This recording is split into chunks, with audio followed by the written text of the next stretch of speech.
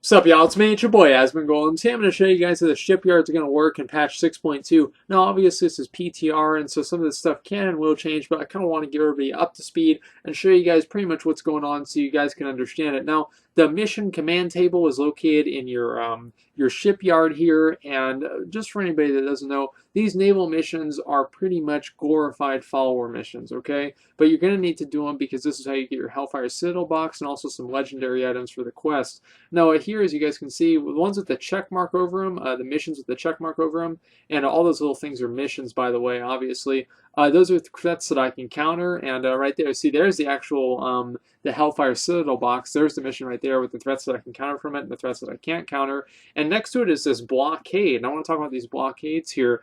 Now, the blockades, I believe that you have to actually defeat the blockade in order to access the missions that are around the blockade. And so, like those 4 up at the top right, I'd probably have to defeat the blockade to access those missions.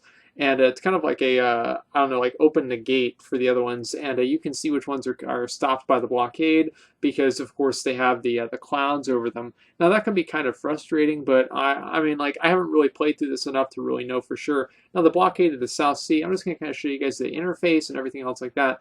Now, I can counter 2 of these threats, and so I can do kind of well, but I can't really obviously finish this all the way. Right there, that's the oil, which is a resource that you use to send the ships out. That's the experience. Obviously, the chance, the dangerous mission, check this out. If you fail, and those are the threats, by the way, if you fail one of these naval missions and it's a dangerous mission, your ship is sunk. Like, you're done. And I mean, it's not like, follower mission, oh, you failed, too bad, right? No. This ship is dead, okay? And I mean, like, that's crazy shit. So obviously, what does this come down to? Well, you don't want to send your ships out when it's 78%, right? And so you got to be real careful. The dangerous missions, that's probably the biggest change between the follower missions and the naval missions here is this dangerous mission. Obviously, there's a lot of other stuff too, but I'd say that's one of the most descriptive and obvious changes here that really kind of makes a difference. Now, I might send 2 of these destroyers out and just see if I can get this done, just so I can maybe get a little bit farther ahead and start gearing up my ships and all that. But we're not going to do that quite yet. Anyway, so obviously all these other ones, and the ones that have the little bars on them you actually click on, and so I'll just send them out on a mission. And so as you guys can see, I can do both of those. And the types of the crew, like, so human crew gives you a higher chance of success. Wargren crew gives you a higher chance of, higher experience. Gnomish crew gives you a higher, there's a chance that, like, whenever you finish a mission, you can get, like, another extra item from it, like, kind of like salvaging the item. It's imagine, like, you get, they're like a salvage box, but it already opens it for you.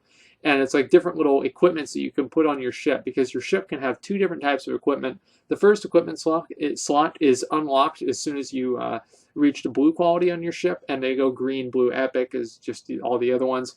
And the second equipment slot is unlocked once you get epic. And the really nice thing about this is that you can determine what equipment you have on your ships. And so I've already unlocked or kind of acquired these types of equipment just from doing missions with my gnomish ship. And so I've got those 2, and I think I have like one more. Oh no, I got that one after I recorded this video. But as you guys can see, those are 2 different things, and so I can equip my ship with those 2 items, and it allow my ship to counter certain abilities. Now, there are other things, like I got a fishing net, and so, like, whenever I do a mission with that ship, I can possibly get, what is it, like, extra fishing stuff, like a bag of fish or something. And there's a blast furnace there because you're going to get these other blueprints, and you can get blueprints here, and there's like missions to like acquire these blueprints, and then you can just buy these things where you can counter the missions, and that of course makes it a lot easier. What makes it harder though is that you're not actually able to replace the items. And so, like, if you send them out on a mission, or like you have your ship like with 2 different types, you can't be switching out the types all the time. And so that's what makes it hard. Also unsinkable there. And so if you fail a mission that's a dangerous mission, let's say, and the unsinkable thing is destroyed, not your ship. And so that definitely makes things a lot easier.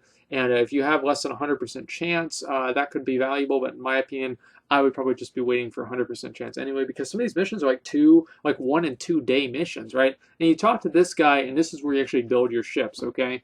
And so here you can build a transport. There's 5 different types of ships. I know there's a transport, the destroyer, the the carrier, I think, the galleon, I believe, and the submarine. Okay, and I only have 2 of them, and the submarine is unlocked. I think once you get level 2, which I'm working on the quest, and so I queued up a destroyer there. As you can see, there's the destroyer, and it takes 1 minute to create these ships. Now, whether that's a placeholder number or not, I don't know, but that's how it is now. Obviously, in real life, it probably, I don't know, it must at least take 5 minutes at least to create a ship that big. But in World of Warcraft, it only takes 1. But either way, obviously, this is very easy to do. It's just like kind of, I mean, like this is basically like Pokemon. You know, it's like these ships are just different little Pokemon, and you're giving them different abilities to kill the other Pokemon, which happen to be other ships. And those Pokemon are going to drop loot, which is a box that's going to have a mythic item for you from Hellfire Citadel. Now, I had some more stuff in this video about like doing the entry level quest, but I actually cut it out of this video because I figure it would be kind of redundant. And I mean, anybody with a pulse can figure it out. And so I'm not really going to take you guys through it. You start out with the transport ship, and then you get a quest to where you get the item to where you can build the destroyer. And then once you do the next quest that I'm doing right now, my progress keeps getting reset with the 25 missions. But after I finish it, and look at that, see, all right, so after you build the ship, you click on it, you get a cool little cinematic, put the ship in your pocket, and then you're going to be good to go. Cinematic just does nothing. A ship just sails out into the distance, disappears, and I don't know where the fuck it went, right? But either way, there's the ship that I got, PH. That's a really, really great ship, especially since it's got the Wargren crew on it. And it seems like all of the destroyers come with these depth charges, and so I believe that the basic trait that they, or ability that they have, that's default depending on the type of the ship, and then you can determine the other 2, which are the equipment slots. And so those are the 5 ships that I have now, and there's the equipment slot down there, and you can see above me, or not above me, but above the ship and above the experience bar, the actual threats that you can counter. And so if I want to equip one of those, I just right click it, and then I would just click it onto the equipment slot, and it's very, very easy to do. And so the threats above there, that shows you pretty much where, I guess, like you have a weak spot, or where you're kind of being redundant with like maybe like 3 or 4 ships that can do the same thing. And so this is a good way for you to kind of check and see pretty much where you're at in terms of like, you know, what kind of ships you're doing and everything else like that. So there are a lot of different counters here, and the fleet is 5 out of 5, right? I've seen people with 6 ships, like screenshots with 6 ships. And so I don't really know what's going on here. I don't know if there's a maximum amount of ships that you can have. I have no idea. Like, as I said, this is PTR, so not everything, not everything is fleshed out and completely done. Now, I'm obviously going to do a guide, guys. I'm going to do a guide on how to counter all of the different Hellfire Citadel quests, and I'm hopefully going to have that out before even the patch comes out. So that's going to be really, really forthcoming, but I don't want to do that quite yet. I was thinking about doing it now, but I want to wait just a little bit longer just to give you guys a more in-depth and I guess like complete version of this. And anyway, so I'm going to show you guys how to get the oil, because that's pretty important. And just a minute. Okay, I'm just going to cancel that call for right now. Anyway, my dad was calling me. It's 6:30 in the morning. My dad's I guess he's just getting up. You know, he's pretty old, so he's just getting up. Anyway, point is, I want to get right back into this and finish this up so then I can call him back. Anyway, so over at the Lion's Watch, this is a little area in, sorry, what's it called? In Tannen Jungle. You kind of unlock it, and you got like this this thing. It's the same as like your garrison daily, except you have to go somewhere in Tannen Jungle, and like over there I gotta go to Ironhold Harbor and kill some stuff, fill up the bar. And I'll show you guys, there's also bonus objectives around here. And so like, for example, here's the one over at Bleeding Hollow, and so this is a bonus one. And obviously what I'm going to do is I'm just going to round everything up and AoE it down just to show off for you guys, and also to complete the bar. As you guys can see, there's a bar. Now, there's going to be 2 things that you get out of this. Now, you're going to get 2,000 Apexis crystals. Everybody loves Apexis crystals, right? Not really. No, they don't. But, you know, at least maybe a couple people do. So you get 2,000 Apexis crystals, and you also get, all right, here's what we're here for, 600 oil. 600 oil is a lot, and honestly, you really only have to do these dailies like maybe once or twice a week in order to get enough oil to sustain yourself for the entire week. And so I wouldn't really worry about having to do them every single day, but you're going to have to do them at least once or twice a week. I mean, it's going to take like 5 minutes, right? Because there's going to be groups going on, and you just join groups, and it's going to be done so fast. Don't worry about it, right? But here's another one, and I'm going to do these, like, I think probably like the start of the expansion, I'm just going to do them like 15, 20 times, and then just never do them again. Anyway, so then there's a 600 oil. Now, I don't know, guys, by the way, I don't know. Is the 600 oil a placeholder number or not? I have no idea. But hopefully it's not, because I don't want to have to be doing these every day. So you can also turn these in. I don't know if this is intended or not, as this is before PTR, but you can turn these in for more Apexis crystals, but you already completed the quest, and so that seems to be like it's a redundant thing that probably is not really supposed to be there. And what made me think that like that 600 is a placeholder number is that you talk to this other guy for your garrison campaign, and this quest only gives 25. So 25 for this quest, but 600 for the other one.